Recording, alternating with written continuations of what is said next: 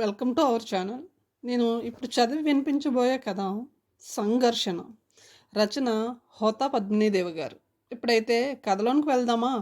కథలోనికి వెళ్ళే ముందు small request friends, మొదటిసారిగా నా వీడియోని చూస్తున్న వారు ప్లీజ్ సబ్స్క్రైబ్ చేసుకొని చూడండి.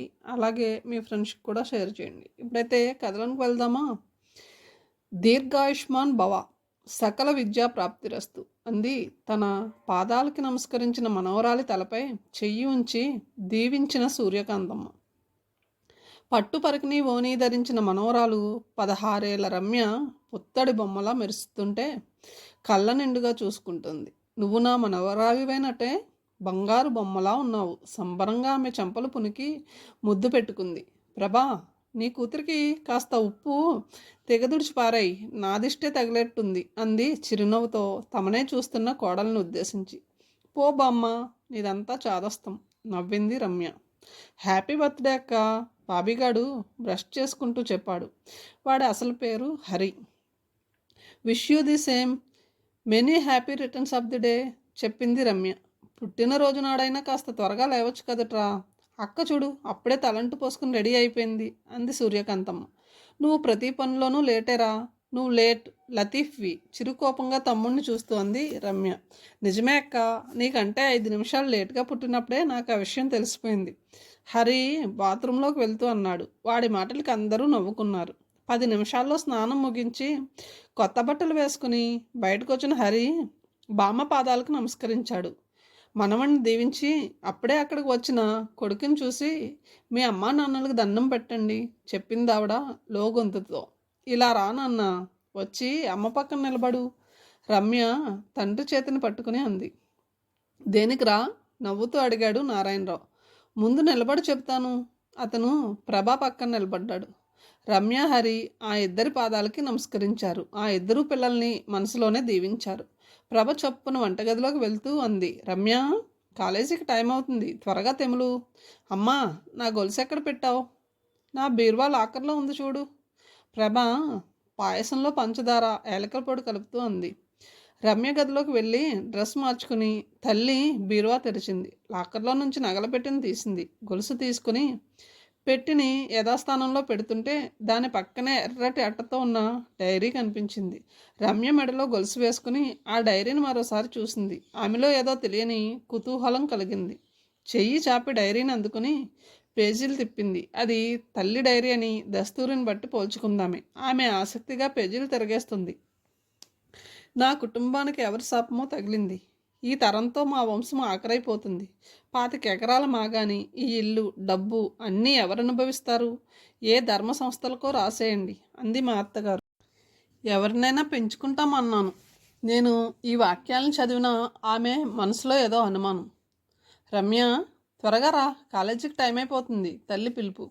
రమ్య ఉలిక్కిపడి డైరీని యథాస్థానంలో పెట్టేసి బీరువా తలుపు మూసేసింది. బయటకు వచ్చిన కూతురి మొహంలోని ఉద్విగ్నతని గమనిస్తూ అంది ప్రభ. అమలు, ఎందుకు అలా ఉన్నావు? ఏం లేదు అంది రమ్య డైనింగ్ టేబుల్ దగ్గర కూర్చుంటూ. గొలుసు కొక్కెం గట్టిగా నొక్కి పెట్టావా? ముభావంగా అంది.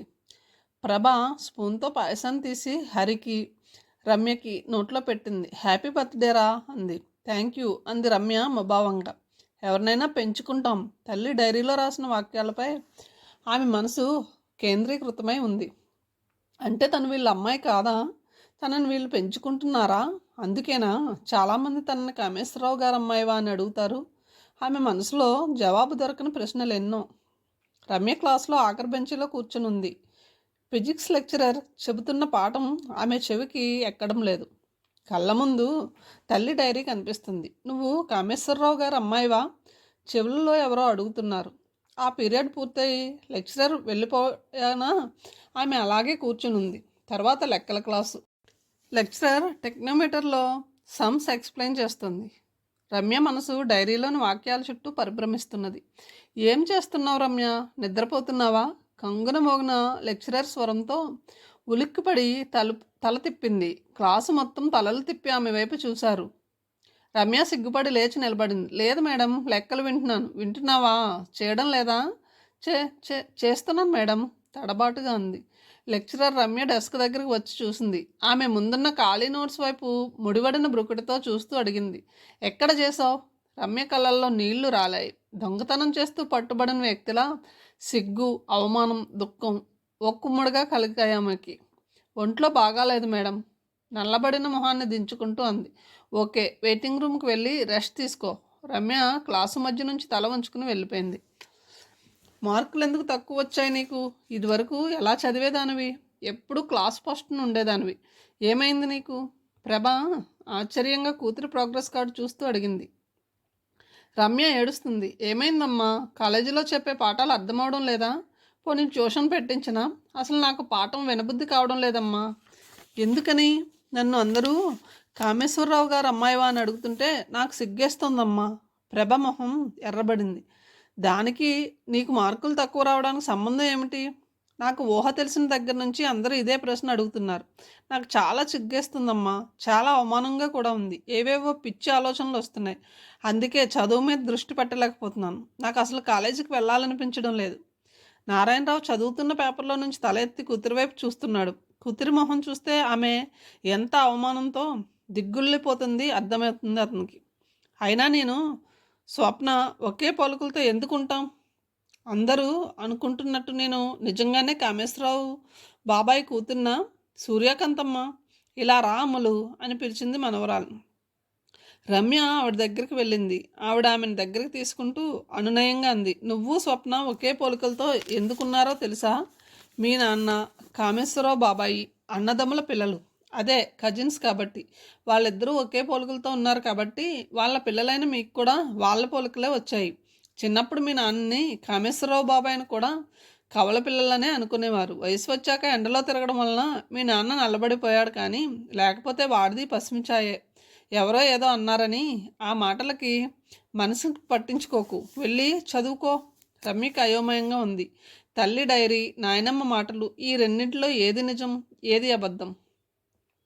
కామేశ్వరరావు రాత్రి 11 గంటలకి ఇంటికి వచ్చాడు. తలుపు తీసిన సీత చిరునవ్వుతో అడిగింది, ఇవాళ ఇంత ఆలస్యమైందేం? స్టాక్ వెరిఫికేషన్, మధ్యలో ఫోన్ చేయడానికి కూడా తీరికలేదు. స్నానం చేసిరండి, భోజనం చేద్దరు కానీ. అతని చేతిలోని బ్యాగ్ ఆమెకి అందించాడు.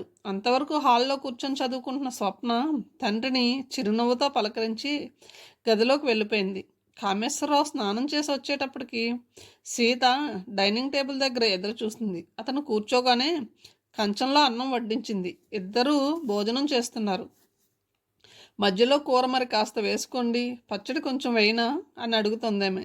ఆకలి కరకరలాడుతుందేమో. కడుపు నిండా తిన్నాడు అతను. సీతది పిట్ట తిండి. ఇంటెడు పని అవలీలంగా చేస్తూ కూడా అంత కొంచెం తిని ఆమె ఎలా బతుకుతుందో కామేశ్వరరావుకి అయితే అర్థం కాదు. ఆమె గిన్నెలు సర్ది టేబుల్ క్లీన్ చేస్తుంటే అతను ఒక్కపడి నములుతూ టీవీ రిమోట్ చేతిలోకి తీసుకున్నాడు. దూరదర్శన్ తప్ప ఏ ఛానల్ రావడం లేదు. కేబుల్ కనెక్షన్ తీయించేశాను, సీత అతను అడక్కముందే చెప్పింది. ఏం? ఈ ఏడాది స్వప్నకు ఎంసెట్, చందుకి 10th క్లాస్ పరీక్షలు. వాళ్ళు డిస్టర్బ్ అవుతారు. సర్లే. అతను టీవీ ఆఫ్ చేసి గదంతా పచారులు చేశాడు. సీత వంటింట్లో లైట్లు ఆర్పి బెడ్రూమ్లోకి వెళ్ళింది. హాలు తలుపులు సరిగ్గా లాక్ చేసిందో లేదో మరోసారి చూసి తను కూడా బెడ్రూమ్లోకి వెళ్ళాడు. సీత బెడ్ పక్కనే బొంతపరుచుకుని పడుకొని ఉంది. ఎండాకాలమైన చలి గజగజ వణుకుస్తున్న ఆమె మంచం మీద పడుకోదు. అది కొన్నేళ్ల నుంచి జరుగుతుంది. అతను మంచం మీద ఒత్తిగిలి పడుకున్నాడు. కడుపులోని ఆకలి తీరింది, మనసులోని ఆకలి అలాగే ఉంది. కొన్నేళ్ల నుంచి అణుచుకుంటున్న ఆకలి అది. 2 పిల్లల తల్లైన 40 ఏళ్ల వయసులో తీరైన శరీర సౌష్ఠవంతో రెచ్చగొడుతుందామె. ఎదురుగా క్షీరాన్నం ఉన్నా తినలేని షుగర్ పేషెంట్ అయిపోయాడు తను. సీత అప్రయత్నంగానే పిలిచాడు. మంచినీళ్ళ జగ్గు పక్కనే టీపాయ్ ఉంది. టీపాయ్ మీద ఉంది. అది కాదు. ఆమె మౌనంగా అటు ఒత్తిగిలి పడుకుని ఉంది. కామేశ్వరరావుక ఆగలేకపోయాడు. చీరకట్టుకి జగట్టుకి మధ్య కనిపిస్తున్న నెలవంక లాంటి నడుమును తాకబోయాడు. వణుకుతున్న అతని చేతివేళ్లు అసంకల్పితంగానే ఆగిపోయాయి. అతని చేతివేళ్ల కొసల నుంచి అగ్నికణాలు తన శరీరంలోకి ప్రసరిస్తున్న అనుభూతితో ఆమె చివాలన లేచి కూర్చుంది. ఆమె చూపులోని తీవ్రతకి అతను ఉలిక్కి పడ్డాడు. ఆ చూపులకే శక్తి ఉంటే తను భస్మమైపోయి ఉండేవాడేమో. అతను గతుక్కుమని మంచానికి బాగా చివరికి జరిగిపోయి పడుకున్నాడు. కొన్నేళ్ల క్రిందట తన తప్పు బయటపడ్డ రోజు భార్య అయహ్యతని తిరస్కారాన్ని ప్రకటిస్తూ తనని హెచ్చరించడం గుర్తుకొచ్చింది. నన్ను ముట్టుకుంటే కిరసనాయలు పోసుకొని కాల్చుకొని చేస్తాను. నన్ను క్షమించలేవా సీత? అదే తప్పు నేను చేస్తే మీరు క్షమిస్తారా? పరిస్థితులను బట్టి క్షమించేవాడినేమో. ఆమె పొందు కోసం అనువనువు తప్పిస్తుంటే అప్పటికి తోచిన జవాబేదో ఇచ్చాడు. ఆదర్శమా అవకాశవాదమా? వ్యంగ్యంగా అడిగింది. మొదటిదే కరెక్టు. నీతి నియమాలు వావి వరుసలు లేని పశువి నువ్వు. నీకు ఆదర్శం అనే పదాన్ని ఉచ్చరించే అర్హత కూడా లేదు. నేను పొరపాటు చేశాను, ఒప్పుకుంటున్నాను. తెలిసి చేసిన తప్పును పొరపాటు అనరు, ఘోరం అంటారు. పదునుగా అంది. మరోసారి ఏ ఆడదాన్ని కన్నెత్తి కూడా చూడను. ఒట్టు, నన్ను కనికరించు. మనం లోకం దృష్టిలో మాత్రమే భార్యాభర్తలు. అంతకు మించి మన మధ్య ఏమీ లేదు. నీ ఒంట్లో ఈ గదిలో నీతో కలిసి నీ ఇంట్లో నీ గదిలో నీతో కలిసి ఎందుకు ఉంటున్నానంటే లోకం కోసం. పిల్లల దృష్టిలో నీ స్థానం దిగజారకుండా ఉండాలంటే నీ హద్దులను అతిక్రమిస్తే నేనెంతకైనా తెగిస్తాను. కామేశ్వరరావు మ్రాన్ పడిపోయాడు. కొరకరాని కొయ్యలాంటి ప్రభపై గెలిచాడు. భార్య చేతిలో చిత్తుగా ఓడిపోయాడు. తను గెలిచాడా ఓడిపోయాడా? భార్య నుంచి ఎదురైన ఈ తిరస్కారంతో అతను మనసు మండిపోతుంది. నాతిగల బ్రహ్మచర్యం అతనికి దుర్భరంగా ఉంది. తను తలుచుకుంటే డబ్బు వెదజల్లి సుఖాలని కొనుక్కోగలడు, కానీ ఆడపులి లాంటి సీత తన గుడ్లు పీకేస్తుంది, తన గొంతు కొరికి రక్తం తాగేస్తుంది. ఎప్పటికైనా ఆమె మనసు మారకపోతుందా అనే ఆశతోనే ఇన్నాళ్ళు గడిపాడు, కానీ ఆమె మనసు కరగలేదు. ఆమెకి తనకి మధ్య ఉన్న దుర్భేద్యమైన ఇనుప తెర అలాగే ఉండిపోయింది. ఆమె తనని శిక్షిస్తోంది, తనని తాను శిక్షించుకుంటుంది. కామేశ్వరరావు అశాంతిగా నిట్టూర్చాడు. తను అందరూ అనుకుంటున్నట్టు కామేశ్వరరావు బాబాయ్ కూతురేనా? అమ్మ డైరీలో రాసుకున్నట్టు తనని పెంచుకుందా? అసలు బాబాయ్ కుటుంబానికి తన కుటుంబానికి రాకపోకలు లేవెందుకని? స్వప్న తనకి కజిన్ అవుతుందని తనకి 10 ఏళ్ళ వయసు వచ్చేదాకా తెలియనే తెలియదు. స్వప్న తను ఒకే స్కూల్లో చదివినా, ఇప్పుడు ఒకే కాలేజీలో చదువుతున్నా అది తనతో మాటే మాట్లాడదు. 1-2 సార్లు తను మాట్లాడాలని ప్రయత్నించినా స్వప్న మొహం తిప్పుకొని వెళ్ళిపోయేది. అప్పటి నుంచి తామిద్దరూ అపరిచితుల్లాగానే ఉండిపోయారు. అది వేరే విషయం. అసలు స్వప్న తను ఒకే పొలుగులతో ఎందుకున్నారు? రమ్య ఆలోచిస్తుంది. అమ్మలు మనవరాలు చేతిలో పుస్తకం ఉన్నా ఆమె చూపు మాత్రం ఎటో ఉండడం గమనించి పిలిచింది సూర్యకాంతమ్మ. రమ్యకి ఆ పిలుపు వినపడలేదు. రమ్య ఆవిడ భుజం తట్టి పిలిచింది. ఉలికిపాటుగా చూసింది. చదువుకోకుండా ఏమిటి ఆలోచిస్తున్నావు? బామ్మ, మరి కామేశ్వరరావు బాబాయ్ ఎప్పుడు మన ఇంటికి రాడేం? మనము వాళ్ళ ఇంటికి వెళ్ళం. ఎందుకని? మనవరాల నుంచి ఇలాంటి ప్రశ్న ఎదురవుతుందని ఊహించిన ఆవిడ మొహం వెలవెలబోయింది. ఏం జవాబు ఇవ్వాలో తెలియలేదు. చెప్పు బామ్మ, రెట్టించింది. మీ నాన్నకి బాబాయ్కి వ్యాపారంలో ఏవో గొడవలు వచ్చాయి. ఏమిటా గొడవలు? రమ్య, నువ్వు ఈ మధ్య చదువుపై శ్రద్ధ చూపించడం లేదు. చిన్నపిల్లవి, పెద్ద విషయాల జోలికి వెళ్లకుండా చదువుకో.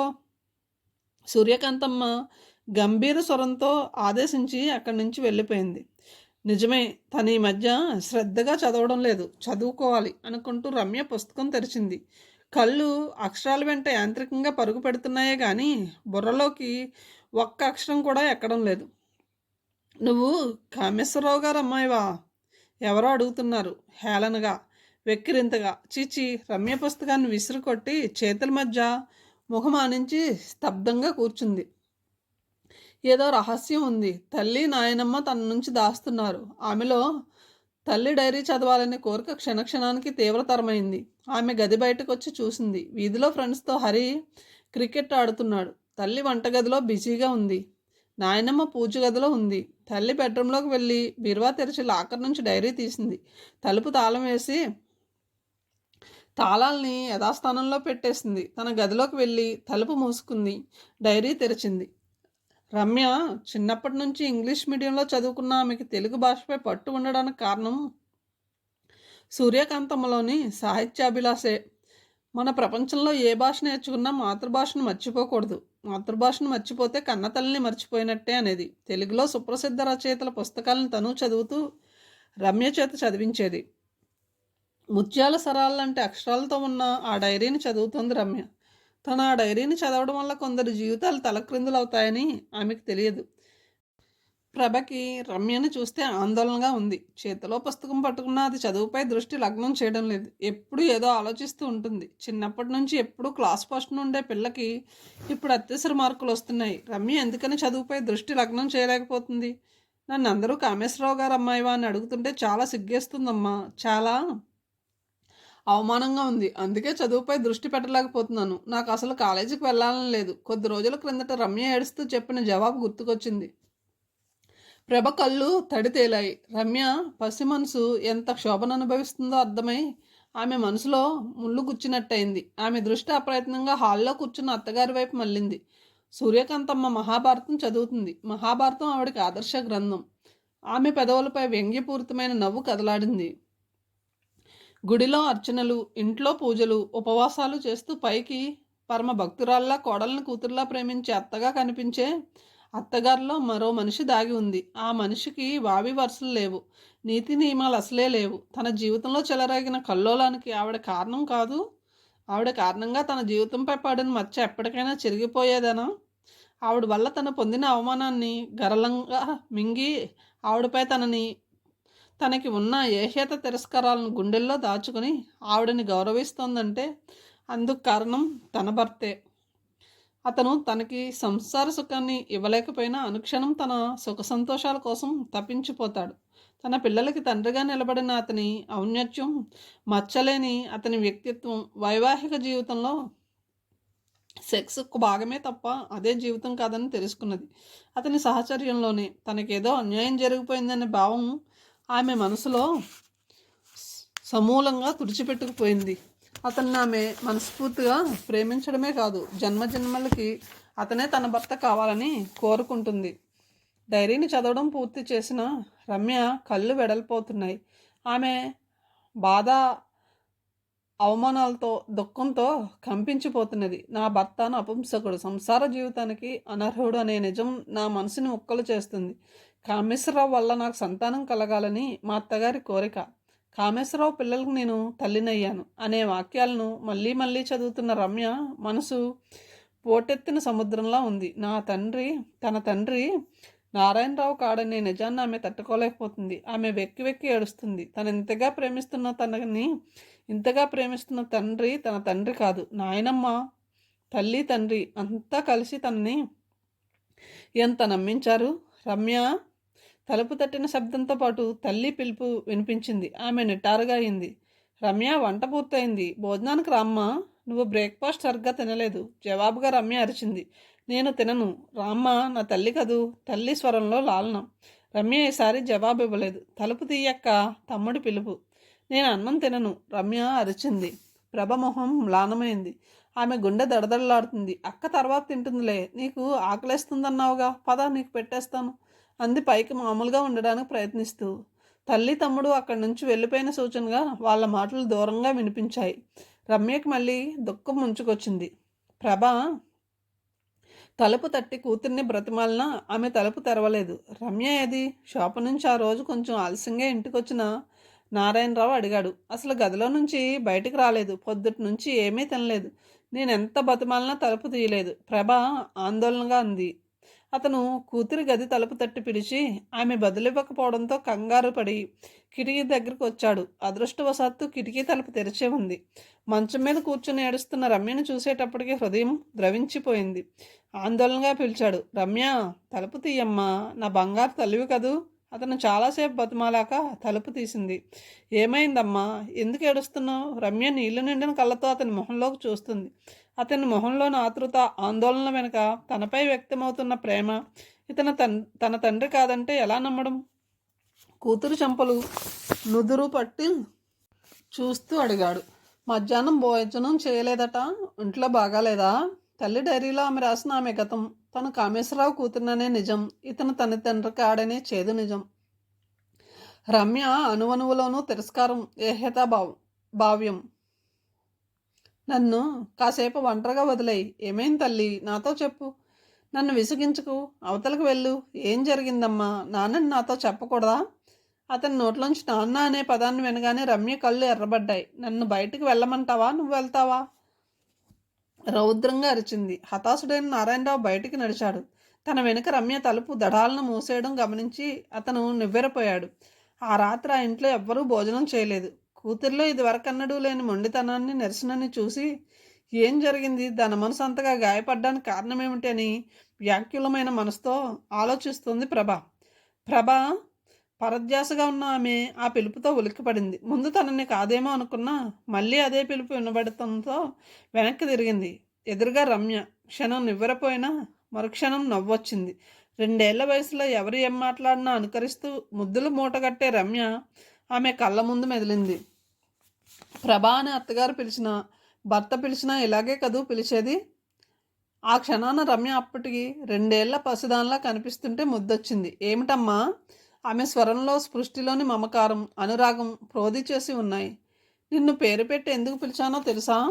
అమ్మా అని పిలవడానికి అసహ్యం వేసి రమ్య స్వరం కొరడా జులిపింపులా ఉంది. ప్రభమొహం పాలిపోగా రమ్య అంది విచలిత స్వరంతో. అవును, నాకు నువ్వంటే అసహ్యం. నిన్ను అమ్మ అని పిలవాలంటే అసహ్యం, కక్షగా అంది. ప్రభ శరాఘాతం తిన్న వ్యక్తిలా అయింది. రమ్య అని ఎలాగో అనగలిగింది. అంతేకాదు, నా తండ్రి స్థానంలో ఉన్న నారాయణరావు గారిని నాన్న అని పిలవలేను. ఆ విషయం ఆయనతో చెప్పు. ఏమిటే నువ్వు మాట్లాడేది? రమ్య వ్యంగ్యంగా నవ్వి చేతిలోని డైరీని ఎత్తి ఆమెకి కనపడేలా పట్టుకుంది. నాకేమీ తెలియదనుకుంటున్నావా? నాకంతా తెలుసు. నువ్వు దాచాలనుకుంటున్న విషయం బయటపడిపోయింది. కాదు, అదృష్టవశాత్తు తెలుసుకున్నాను. 1000 వోల్టుల షాక్ తగిలినట్టు స్తంభించిపోయింది ప్రభ. అది తన డైరీ. రమ్య చదివిందా? దాని జన్మరహస్యాన్ని తెలుసుకుందా? ఆమె అవాక్కయింది. నువ్వు నాకు జన్మనిచ్చిన తల్లివి. నా జన్మకారకుడైన తండ్రి కామేశ్వరరావు. నారాయణరావు లోకం దృష్టిలో నా తండ్రి. ఓహ్, నేనెంత అదృష్టవంతురాల్ని! 2 తండ్రులున్నారు నాకు. రమ్య ప్రాణానికి పాసం లాంటిది వేసి లాక్కెళ్తున్నట్టు విలువెల్లాడింది ప్రభ. నీకేం తెలుసని ఇలా మాట్లాడుతున్నావు? చిన్నపిల్లవి. ఇంకా ఏదో అనబోతున్నామని మధ్యలోనే అడ్డుకుంది రమ్య. నాకంతా తెలుసు. నువ్వనుకున్నంత చిన్నపిల్లనేమీ కాదు. నువ్వు కామేశ్వరరావుతో తప్పు చేశావు. ఏదో టీవీ సీరియల్లో 16 ఏళ్ల పిల్ల తల్లిని అలాగే నిలదీస్తుంటే అలాంటి ముదురు డైలాగులు రాసిన ఆ సీరియల్ రైటర్ని కసిగా తిట్టుకున్న ప్రభ ఇప్పుడు రమ్య నోటి వెంట వినిపిస్తున్న ఈ మాటలకి మ్రాన్పడి నిలబడిపోయింది. నేను అనాథనని జాలిపడి నువ్వు పెంచుకుంటున్నావని తెలిసినా నేనింత బాధపడేదాన్ని కాదు. నా జన్మ ఇంత నీచమైనదని తెలిసాక నా పుట్టుక మీద అసహ్యం వేస్తుంది. నీ కడుపున పుట్టినందుకు సిగ్గుతో తలబద్దలు కొట్టుకుని చావాలనిపిస్తుంది. రమ్య చేత్కరిస్తూ చేతిలోని డైరీని తల్లి ముందుకు విసిరి అక్కడి నుంచి వెళ్ళిపోయింది. ప్రభకి తన చుట్టూ ఉన్న ప్రపంచమంతా గిరగిరా తిరిగిపోతున్నట్టుంది. రమ్యకి నిజం తెలిసిపోయింది. ఇప్పుడెలా? దాని కళ్ళల్లో తనపై వ్యక్తమవుతున్న వ్యాహ్యత, తిరస్కారాల్ని తను భరించగలదా? ఆమెకు గుండెనెవరో ఇనుప పిడుకులతో నిర్దాక్షిణ్యంగా పెకిలిస్తున్నట్టుంది. ఆమె వంగి డైరీని చేతుల్లోకి తీసుకుంది. అసలు ఈ డైరీ రమ్య చేతుల్లోకి ఎలా వచ్చింది? ఆలోచనలతో కనతలు బద్దలైపోతున్నాయి. హఠాత్తుగా ఆమెకు గుర్తొచ్చింది. రమ్య పుట్టినరోజు నాడు ఆమె గొలుసు అడగడం, తను బీరువాల నుంచి తీసుకోమన్న విషయం, తను అంతరంగానికి అక్షరరూపమైన ఈ డైరీ ఎవరికంటా పడకూడదనుకుందో, ఎవరి నుంచి దాచాలనుకుందో ఆ వ్యక్తి కంట పడనే పడింది. నిజం తెలిసిన రమ్య ఏమైపోతుంది? ప్రభ మొదలు నరికిన వృక్షంలా కూలబడిపోయింది. ప్రభ చెప్పిన విషయం విని నిర్విణ్ణుడయ్యాడు నారాయణరావు. నువ్వు చెప్తున్నది నిజమేనా? కొద్దిసేపటి తర్వాత తేరుకొని అడిగాడు. రమ్య మన దృష్టిలో చిన్నపిల్ల అయినా అది మానసికంగా చాలా ఎదిగిపోయింది. నిజం తెలుసుకుని నన్ను నిలదీసింది. ఆ పసిదాని ముందు నేను దోసినయ్యాను. ప్రభ ఏడుస్తోంది. నారాయణరావు ఊరడింపుగా ఆమె భుజం మీద చెయ్యి వేశాడు. నేను నా గురించి బాధపడడం లేదండి. నిజం తెలిసి అది ఎలా తట్టుకుంటుందా అని. అసలు నిజమెలా తెలిసిన దానికి? సమాధానంగా డైరీ అతని ముందు ఉంచింది. నాకు డైరీ రాయడం ఎప్పుడూ అలవాటు లేదు. కానీ మన పెళ్ళైన తొలి రోజుల్లో నేనేదో కోల్పోయానని అసంతృప్తితో నా మనసులోని ఆవేదనకి అక్షర రూపం కల్పించాను. అది దానికి అంటపడింది. నారాయణరావు ముడివడిన బ్రుకుడితో ఆ డైరీని తిరగేస్తున్నాడు. కామేశ్వరరావు పిల్లలకి నేను తల్లినయ్యాను అనే వాక్యంతో ముగిసింది ఆ డైరీ. Thank God. అసలు నిజం రమ్యకు తెలియలేదు, ఎప్పటికీ తెలియకూడదు అన్నాడు అతను సంతృప్తిగా ఊపిరి పీలుస్తూ. ప్రభ మనసులో అంత విషాదంలోనూ చిన్న ప్రశాంతత. అసలు నిజం రమ్యకు తెలియలేదు అనే సంతృప్తి. కానీ కళ్ళ ముందు రమ్య మొహం, ఆ కళ్ళల్లోని యవగింపు గుర్తుకొస్తే ఆమె మనసులో దావానం లాంటి బాధ. ఓసి దొంగబడవా, మీ అమ్మని పేరు పెట్టి పిలుస్తావేమిటే? సూర్యకాంతమ్మ చిరుకోపంగా మనవరాలిని చూస్తూ అడిగింది. రమ్య తల్లిని ప్రభా అని పిలవడం విని ముందు తను పొరపాటు పడిందేమో అనుకుంది. ఒకసారి కాదు, 2-3 సార్లు అలాగే పిలవడంతో ఆశ్చర్యపడింది. ఇంక ఉండబట్టలేక మందలిస్తున్న ధోరణిలో అడిగేసింది. అమ్మ అని పిలిపించుకునే అర్హత ఆమెకి లేదు. అలా పిలవాలంటే కంపరంగానూ అసహ్యంగానూ ఉంది. రమ్య నిరసనగా అంది. అమ్మలు, షాకింగ్గా ఉంది ఆవిడ స్వరం. ఏమిటే పెద్దంతరం చిన్నతరం లేకుండా ఆ మాటలు? రమ్య నిర్లక్ష్యంగా తలెగరేసి అప్పుడే అక్కడికి వచ్చిన నారాయణరావుని, అంకుల్ నోట్బుక్స్ కొనుక్కోవాలి, డబ్బు ఇవ్వండి అంది. అంకులా? నివ్వెరపోయింది సూర్యకాంతమ్మ. ప్రభా, నారాయణరావు మ్లానమైన మొహాలను దించుకున్నారు. ఏమిటే మీ నాన్నని అంకుల్ అని పిలుస్తున్నావు? సూర్యకాంతమ్మ నిర్ఘాంతపోతూ అడిగింది. ఆవిడ స్వరంలో ఆశ్చర్యం, అపనమ్మకం. నాన్న విరగబడి నవ్వింది. మా నాన్న ఎవరో తెలిసాక, ఈయన నా తండ్రి కాదని తెలిసాక ఈయన నాన్న అని ఎలా పిలువను? ఆవిడకి నిలువగుడ్లు పడ్డాయి. ఏమిటే పిచ్చెక్కిందా నీకు? లేదు, ఉన్న పిచ్చి వదిలిపోయింది. ప్రభా, ఏమిటే ఇది? దీనికి గాలి సోకిందేమో. అద్దం పద్దం లేని వాగుడు వాగుతుంది. నాకు గాలి సోకలేదు నాయనమ్మ, నిజం తెలిసింది. ఏమిటే నీకు తెలిసిన నిజం? కోపంగా అడిగింది. మా నాన్న నారాయణరావు కాదు, కామేశ్వరరావు. తలపై పిడుగు పడ్డట్టయింది ఆవిడకి. వాగ్బంధమైనట్టు చూస్తుంది. రమ్య ఆవిడ మొహంలోకి తృణీకార భావంతో చూసి వెళ్ళిపోయింది అక్కడి నుంచి. సూర్యకాంతమ్మ మొహం క్షణంలో అనేక రంగులు మారి అవమానం అనే ఎరుపు రంగును పులుముకుంది. కొడుకు వైపు కోడలి వైపు సూటిగా చూడలేక సిగ్గుతో కుచించుకుపోతుంది. ఆవిడ అక్కడి నుంచి పెరట్లోకి వచ్చి తులసికోట దగ్గర కూలబడింది. తను చేసిన పాపం శాపమై తనని నిలదీస్తుంది. తనెంత పాపం చేసింది? కోడలికి తన స్వార్థం కోసం వ్యభిచారానికి ప్రోత్సహించింది. కొడుకులోని లోపాన్ని కప్పెట్టి తన వంశం నిలబడాలని వేశ్య కంటే దిగజారిపోయింది. పిల్లలు లేకపోతే ఎవరినైనా పెంచుకుందామన్న ప్రభ ప్రతిపాదనని ఎందుకు బలపరచలేకపోయింది? కారణం స్వార్థం. తన కొడుకు రక్తం కాపోయినా, తన గోత్రికుడైన తన మరిది కొడుకైనా తన వంశాన్ని నిలబెట్టాలనే స్వార్థం. ఆ స్వార్థం ఉచితానుచితాలని మరిచిపోయేలా చేసింది. ఒక తల్లిని కూతురు ముందు దోషిగా నిలబెట్టింది. ఏ స్త్రీకైనా తను కలంకిత అనే నిజం ప్రపంచమందరికీ తెలియడం వేరు. కన్న కూతురికి తెలిస్తే భగవంతుడా, అవమానంతో తన గుండె మండిపోతుందే. ప్రభ ఈ అవమానాన్ని ఎలా తట్టుకుంటుంది? ఆవిడ కొద్దిసేపు ఏడుస్తూ ఉండిపోయింది. దుఃఖోపశమనం తర్వాతే మనసు తేలికపడి ఆలోచిస్తుంది. రమ్య పసిపిల్ల, ఏదో తెలుసో తెలియకో మాట్లాడితే తను సరిదిద్దాలి. దాన్ని గుండెల మీద వేసుకుని పెంచిన నారాయణరావు దాని కన్న తండ్రిని నచ్చి చెప్పాలి. ఆ రోజు ఆదివారం. రమ్య ఆలస్యంగా నిద్రలేచింది. ప్రభ పాల గ్లాస్ తెచ్చామెకి అందివ్వబోయింది. రమ్య గ్లాసును అందుకోలేదు. అసలు తల్లివైపు తల తిప్పి చూడలేదు. కొన్ని క్షణాల తర్వాతే ప్రభ మనసులోని బాధా వేదనలను ఒక్క నిట్టూర్పుతో దిగమింగి తిరిగి వంటింట్లోకి వెళ్ళిపోయింది. ఇంకా ఉండబట్టలేక సూర్యకాంతమ్మ పాల గ్లాసుతో మనవరాలి దగ్గరికి నడిచింది. పాలు తాగమ్మా అనునయంగా అంది. అక్కడ పెట్టు అంది ఆవిడ వైపు చూడకుండానే. ఆవిడ మనవరాలి చేతిని తన చేతిలోకి తీసుకుంటూ అంది. అమ్మలు, నువ్వు బంగారులా పాలు తాగేస్తే నీకు కొన్ని సంగతులు చెప్తాను. ఏం చెబుతావు? నుదురు చిట్లించింది. పాలు తాగే మరి. రమ్య ఏమనుకుందో పాలు తాగింది. చెప్పమ్మలు, నిన్ను మీ అమ్మ నాన్నలు ఎంత ప్రేమగా పెంచారో తెలుసా? ఎప్పటికీ నువ్వంటే వాళ్ళకి ప్రాణం. నువ్వు హరి వాళ్ళకి 2 కళ్ళ లాంటి వారు. రమ్య వెటకారంగా నవ్వింది. ప్రభ నన్ను ఎలాగూ ప్రేమగానే చూస్తుందిలే, ఎందుకంటే కన్న తల్లి కదా. అంకుల్ నన్ను తమ్ముడిని ప్రేమించడమే గొప్ప విషయం. రమ్య, ఆవిడ స్వరం ఆక్రందనలా ఉంది. ఎవరు చెప్పారు నీకు ఈ విషయాలు? నువ్వు పొరపాటు పడుతున్నావు. ఆవిడ గారు రాసుకున్న డైరీ చదివాను. నువ్వు కట్టుకథలు చెప్పి నన్ను మభ్య పెట్టక్కర్లేదు. మా నాన్న కామేశ్వరరావు నారాయణరావు కాదు. సూర్యకాంతమ్మ తల గిరగిరా తిరుగుతుంటే పిచ్చిదానిలో మనవరాలి వైపు చూస్తూ ఉండిపోయింది. నాకు ఇల్లు, ఇంట్లోని మనుషులు పరాయి వాళ్ళగా కనిపిస్తున్నారు. ఈ ఇంటికి దూరంగా ఎక్కడికైనా వెళ్ళిపోవాలని ఉంది. రమ్య విసురుగా అక్కడి నుంచి వెళ్ళిపోయింది. స్వర్గ నరకాలు ఎక్కడో లేవని, ఈ భూమి మీదే ఉన్నాయని అనుభవపూర్వకంగా తెలిసి వచ్చింది ఆవిడకి. తను చేసిన పాపం శాపమై తనని పరిహసిస్తుంటే ఆవిడ చలి జ్వరం వచ్చిన దానిలా వణికిపోతుంది. అత్తగారికి కూతురికి మధ్య జరిగిన సంభాషణని ప్రభ వింటూనే ఉంది. నాకు ఈ ఇల్లు, ఇంట్లోని మనుషులు పరాయి వాళ్ళగా కనిపిస్తున్నారు. ఈ ఇంటికి దూరంగా ఎక్కడికైనా వెళ్ళిపోవాలని ఉంది అన్న కూతురి మాటలు ఆమెని భయపెట్టాయి. నేను వైదేహిని. ఇన్నేళ్ల తర్వాత ఆమె గొంతు ఫోన్లో విన్నందుకు ఇన్నాళ్ళ తర్వాత ఆమెకి తను గుర్తొచ్చిందనే సంతోషంతో ప్రభ మోగబోయింది. చెప్పు ప్రభ, ఎలా ఉన్నావు? బాగున్నాను. నువ్వెలా ఉన్నావు? బాగున్నాను. నిజం చెప్పాలంటే హ్యాపీగా ఉన్నాను.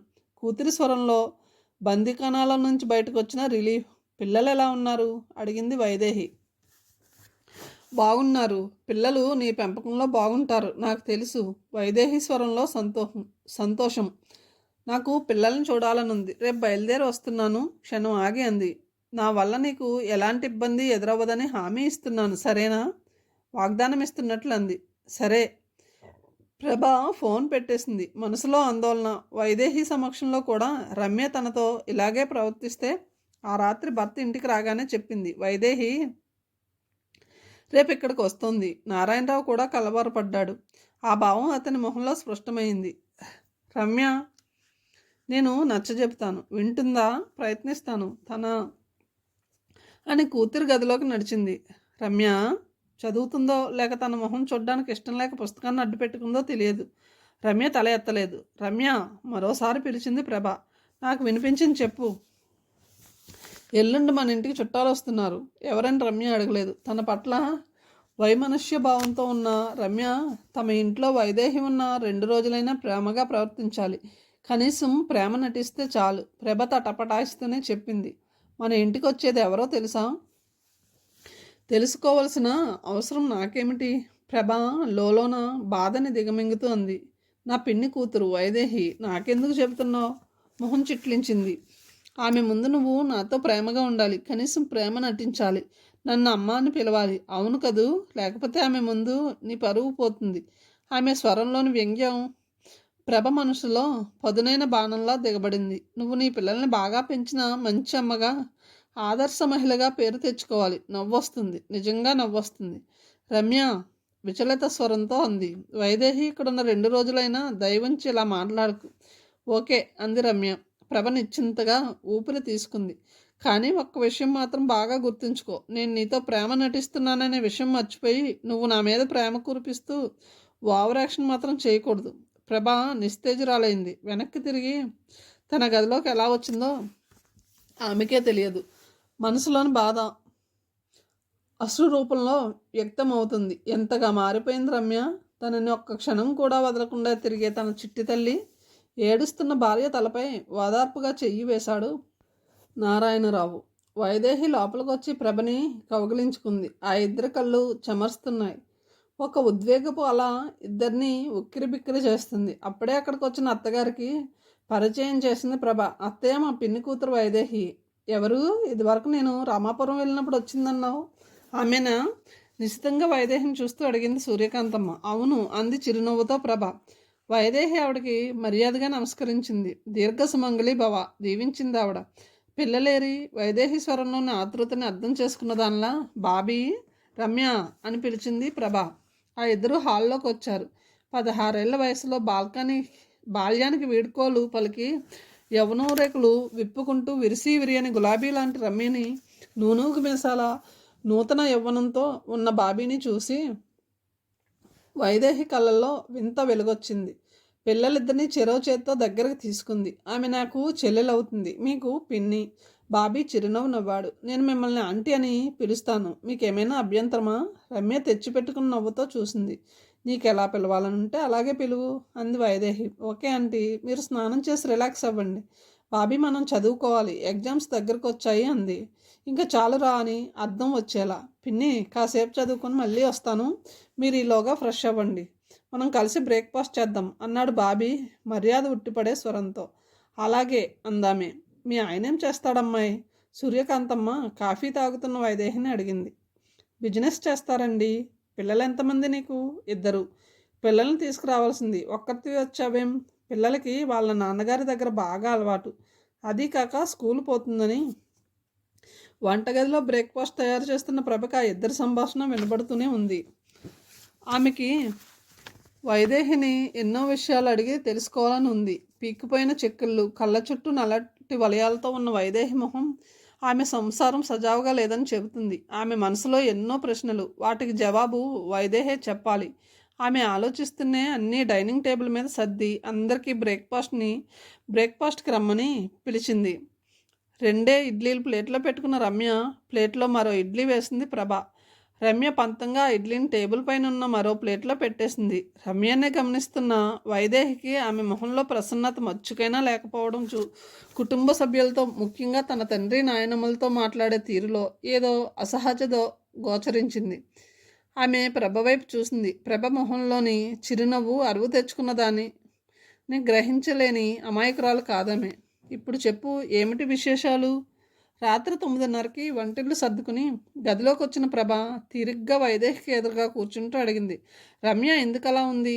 తిరిగి ప్రశ్నించింది. ఎలా ఉంది? దాని ప్రవర్తనలో ఏదో అసహజత కనిపిస్తుంది. అదేం లేదు, పరీక్షల హడావుడి కదా.